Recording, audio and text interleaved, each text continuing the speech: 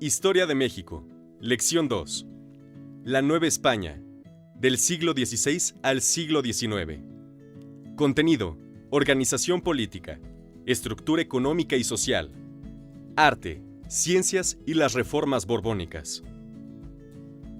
Después de la derrota de la Gran Tenochtitlán, los territorios conquistados por España en México, mejor conocidos como la Nueva España, comenzaban a regirse de acuerdo a las nuevas estructuras políticas y sociales determinadas por la corona española. Organización política. Para administrar las nuevas colonias desde España, en 1524, el rey de España creó el Consejo de las Indias.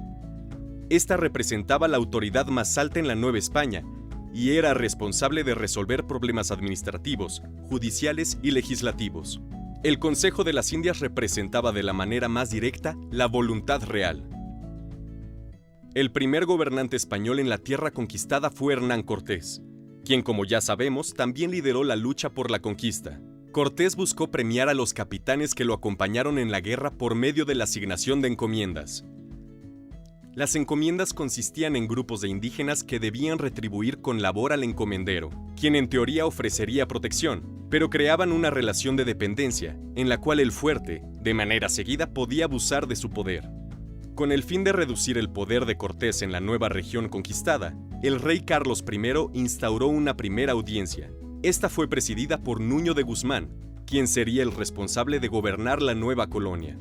La primera audiencia es recordada por sus desastrosas consecuencias debido al aprovechamiento por parte de los responsables con el puro objetivo de enriquecerse.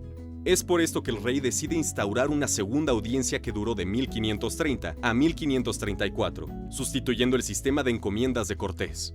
Para lograr un control sobre la población, se dividió el área en ayuntamientos. Los ayuntamientos eran gobiernos locales responsables de los servicios a la comunidad. Finalmente, en 1535, el rey Carlos I establece el virreinato de la Nueva España, donde el virrey se convierte en el representante de la corona española y es el responsable de intervenir en asuntos judiciales y de la iglesia, así como de dirigir el ejército. Estructura económica y social. Existieron 5 principales actividades económicas durante la colonia: la agricultura, la ganadería, la minería, obrajes o talleres textiles y el comercio. Adicionalmente, existían 3 principales formas de propiedad de la tierra. 1. Las tierras propias, que pertenecían a los ayuntamientos quienes cobraban renta por su uso. 2. Los ejidos, que eran terrenos comunes para pueblos españoles o indios utilizados para el ganado. 3. La tierra comunal, que pertenecía a los pueblos indios y únicamente cambiaba de propietario al ser heredada. Las instituciones económicas más importantes de la colonia fueron la Casa de la Contratación, que administraba el comercio en América, y la Real Hacienda, responsable de la recaudación de impuestos. El mestizaje fue un rasgo característico en las colonias españolas de América. La mezcla de culturas viviendo en las colonias, creando así diversos y nuevos grupos sociales conocidos como castas.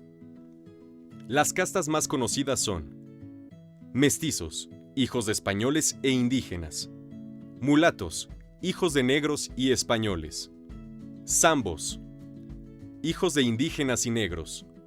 A los hijos de españoles nacidos en la Nueva España se les conocía como criollos. Arte y ciencia. El arte y la ciencia tuvieron un auge importante a lo largo de la época colonial. La literatura tuvo representantes como Sor Juana Inés de la Cruz y Bernardo de Balbuena.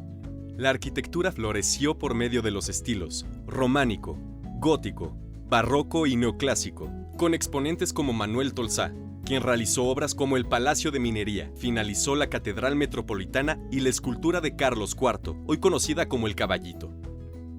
El mundo académico estuvo en manos de la Iglesia, quien fundó diversos colegios y universidades como la Real y Pontificia Universidad de México, donde se impartía medicina, teología y derecho, el Colegio San Juan de Letrán y el de la Santa Cruz de Tlatelolco.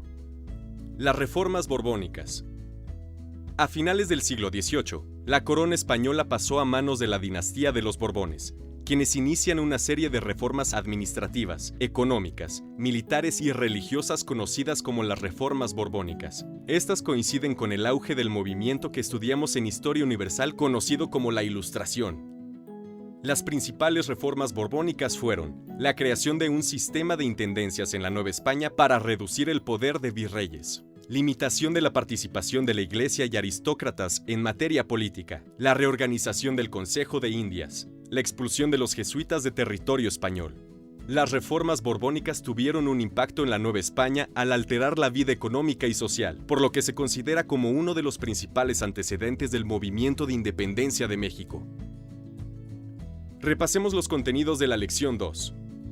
Conocimos la organización política, económica y social de la Nueva España, así como las instituciones más importantes durante dicho periodo. Mencionamos el desarrollo de la cultura y las artes y sus principales exponentes.